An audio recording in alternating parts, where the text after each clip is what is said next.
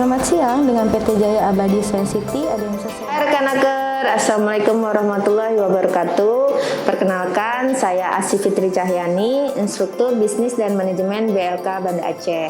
Kali ini saya akan membagikan tips dan juga tutorial etika bertelepon di tempat kerja. Selamat siang, dengan PT Jaya Abadi Science City ada yang bisa saya bantu? Baik, Bapak ingin bertemu dengan Bapak Direktur? Baik, akan saya sampaikan hari Senin jam 3. Ya, Pak. Ada lagi yang bisa saya bantu, Pak? Tidak. Ya, terima kasih, Pak. Selamat siang, selamat beraktivitas kembali.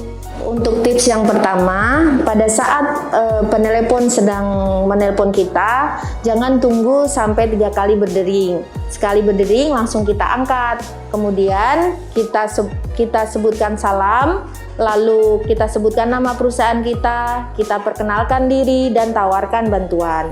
Lalu jawablah pertanyaan-pertanyaan dari penelepon dengan singkat, dengan ramah dan juga sopan. Kemudian setelah penelepon sudah memberikan informasi apa saja yang ditelepon, tawarkan kembali bantuan apakah masih memerlukan bantuan rekan-rekan. Kemudian setelah mereka menutup telepon, kita tutup dengan salam. Semua pesan telepon kita tulis dalam lembar pesan telepon seperti ini.